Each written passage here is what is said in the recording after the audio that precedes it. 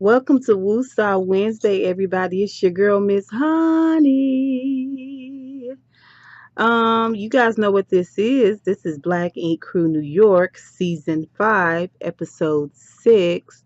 Dushi or don't she? Okay, before we get into this crazy episode, please remember to give me a thumbs up down below and hit that subscribe button. I would love to have you subscribe as a subscriber to my channel.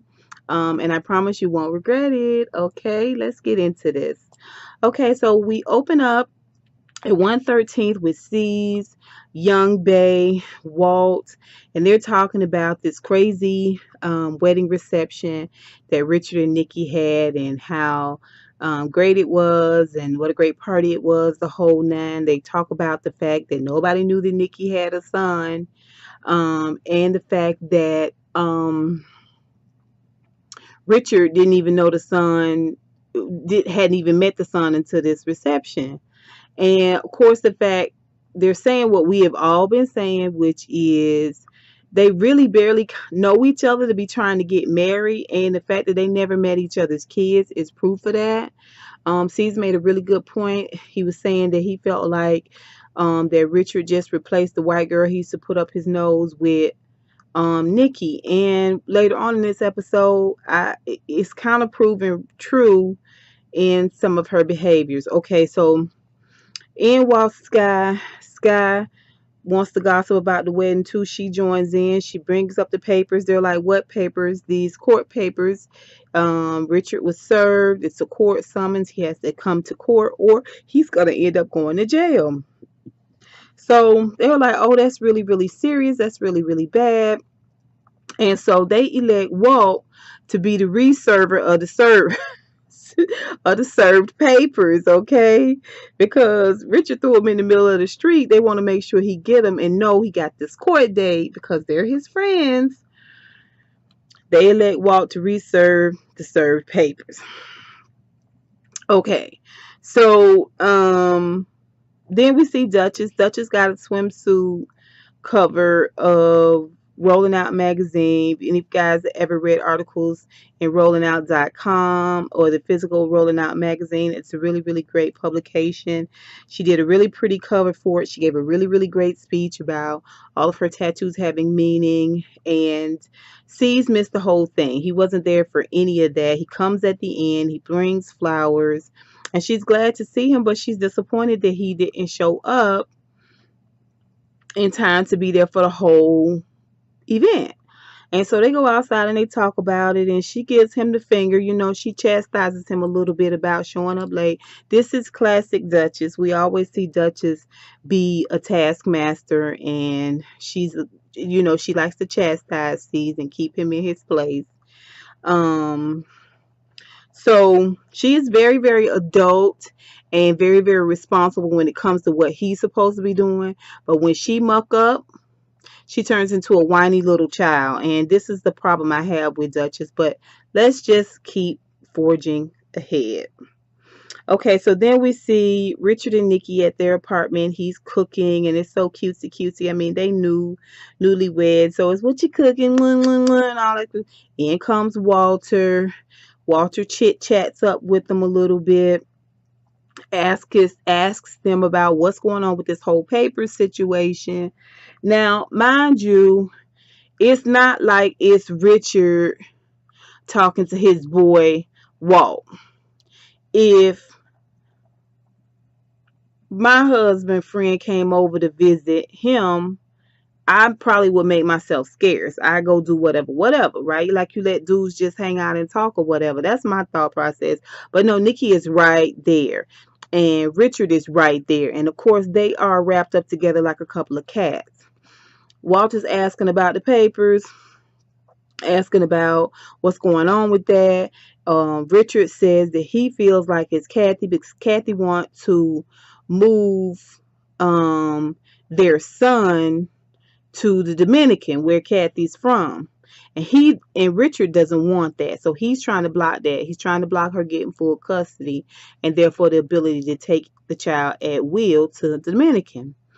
And so, you know, the whole time that he's kind of talking about it, Nikki is chiming in and she just wanted to ruin this happy moment. And first of all, y'all got married like out of the blue, spurred a moment, that type of thing. So she wasn't ruining the marriage necessarily. She may have been trying to rain on y'all parade, but I don't know that she can orchestrate stuff in that manner. Like, I don't know. Maybe it's possible. Like, if you know you can file these many days out and you can say this way he gonna be on this day, I guess. But it just seems extremely well orchestrated. So what do I know? But anyway, um so Walt was like, okay, well, this is something you need to take care of. So, I've got these papers here. I want to make sure you can. And so Richard loses it, storms out, I mean, goes into their bedroom. Of course, in the confessional, he gives Walt two of these right here.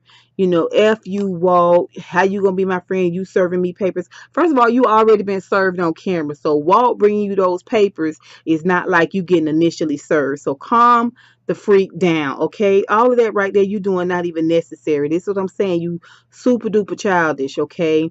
And really, in essence, Nikki is like his wrangler, like his handler, like his babysitter. Okay, to me, that's how she come across. So Richard goes back in the bedroom. Walt is there, and he's like, I don't know why he's so upset. And she was like, well, I guess he feels like he's trying his best to make it, and people are coming against him, and his friends aren't really being here for him. And he was like, Walt just lost it. He lost it. Like, I could feel that Walt meant this ish. Okay. He was going hard in, so hard that Richard came back out the bedroom and was like, okay, I think I'll calm down. All right. And Nikki was looking like, right. And like Walt was saying in the confessional, when you got your gun charge, I was there for you. When you went to rehab, I was there for you.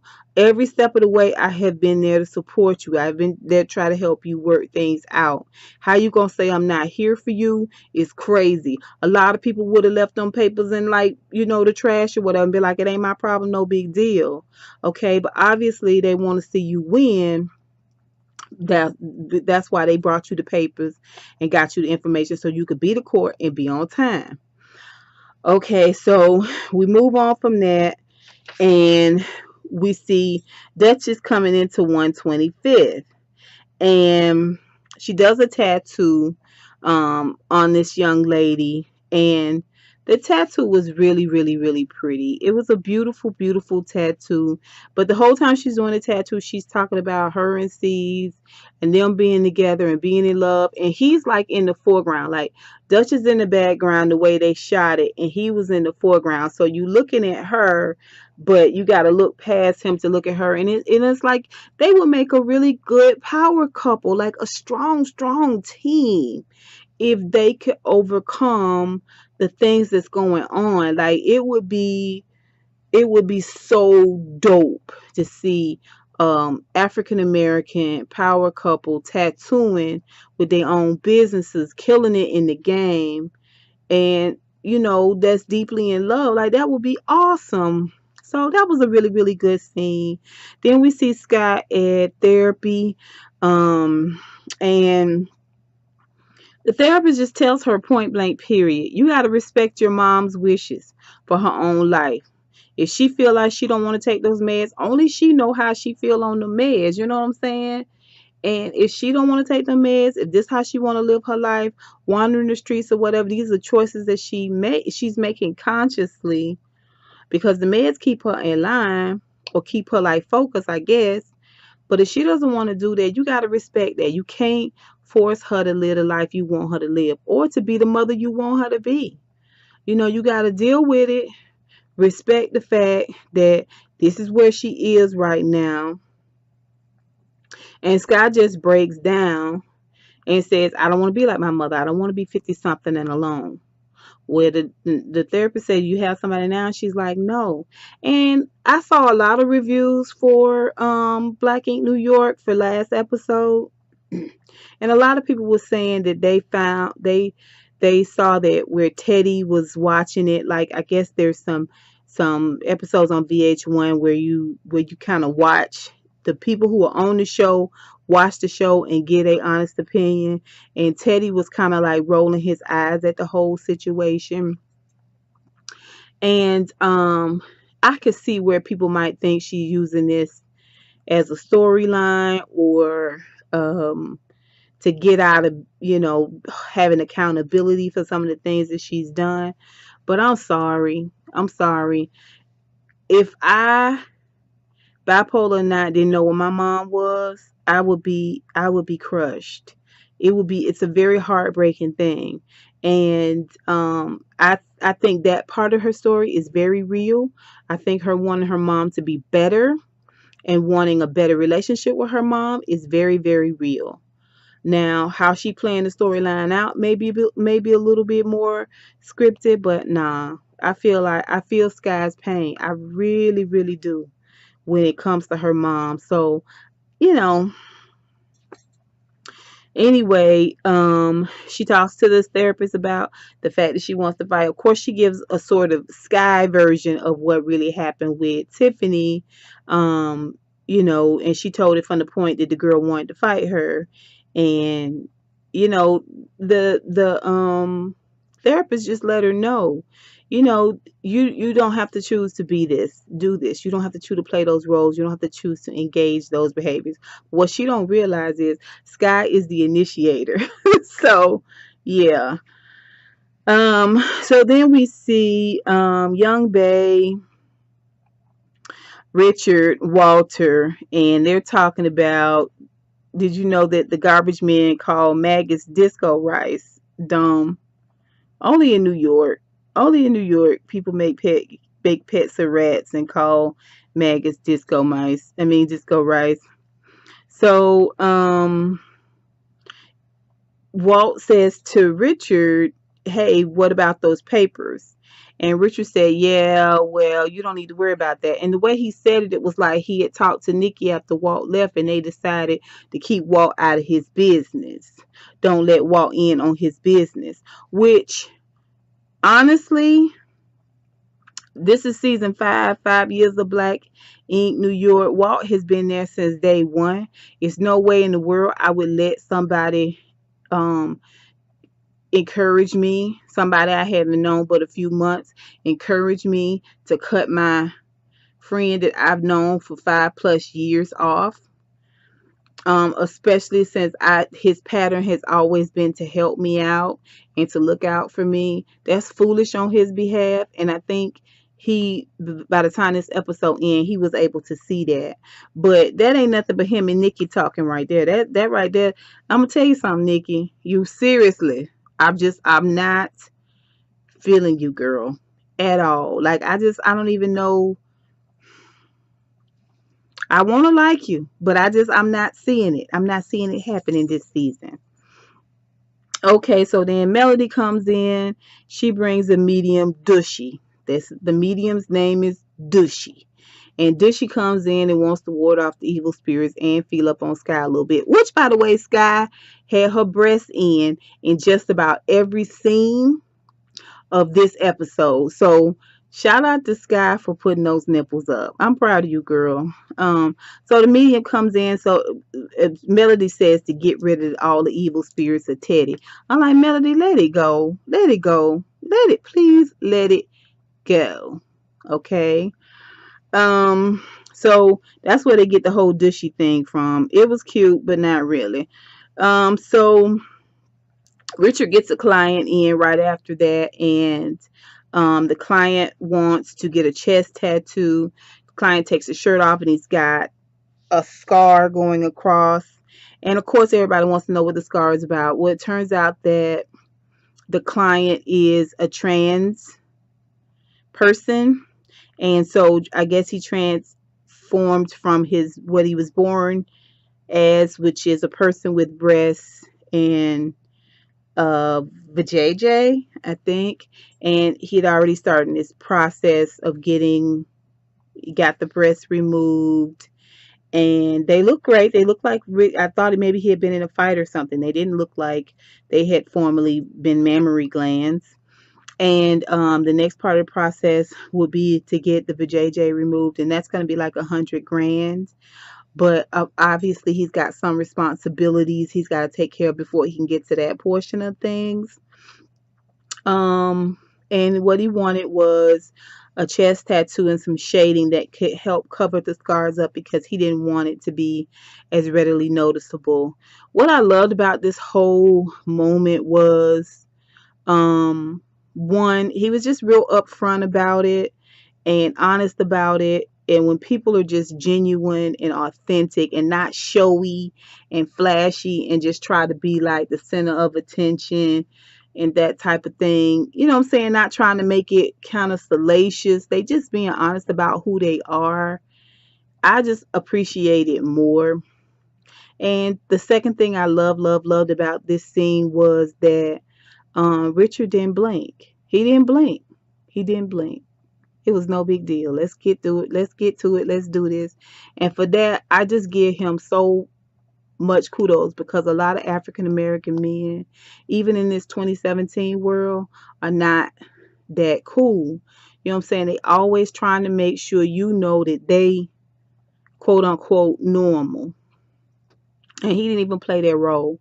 I loved it. This scene was seamless. It was smooth, and um, I appreciated it. Okay. So and Richard did a pretty good tattoo. I have to say he did a pretty good tattoo. It was pretty cool.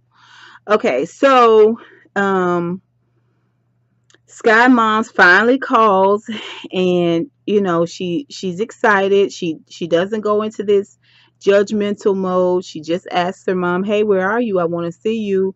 Her mom clearly doesn't want to tell her where she is, and that breaks my heart. Oh, I just don't know. Even talking to my mom, not being able to see her and knowing that she clearly doesn't want to see me right now for whatever reason would crush my spirit. I feel for Sky. I don't care what anybody says. I really, really feel for her in this situation. No child deserves this type of relationship with their mom, you know, but it is what it is. She has to deal with it as an adult, but it's still just crushing. Okay, so then we see Bay, Melanie, Walt, Sky, and sees, and in walks Donna. First of all, Melody's breasts were engorged. Like I felt like if you just blew a light little bit of cool breeze across the top of them, they would crack and burst.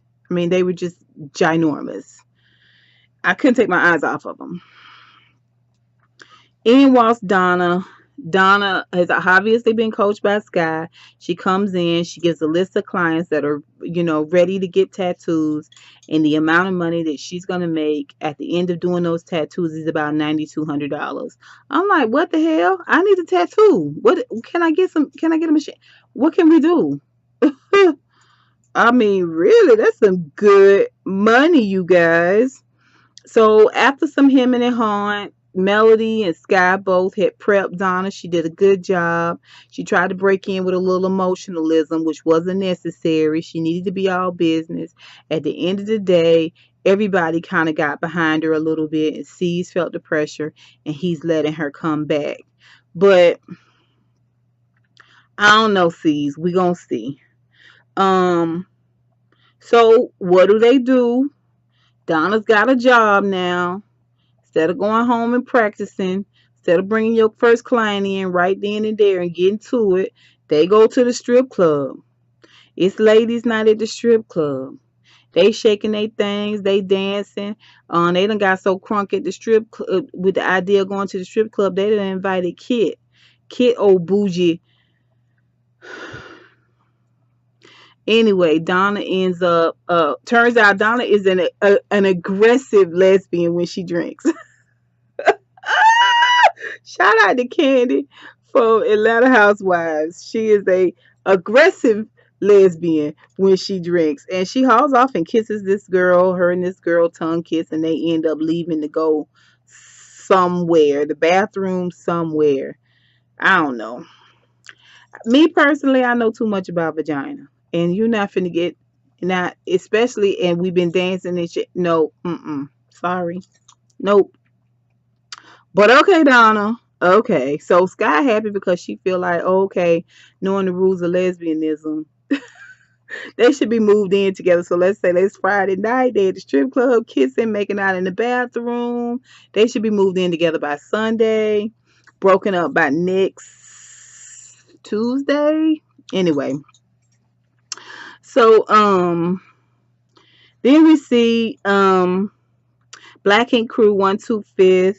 Dutch is there. She comes in with her sister and her brother, and they're all gonna get semicolons on their fingers to signify the beginning and not the end. I don't know. It was weird, but it was the semicolon was real cute.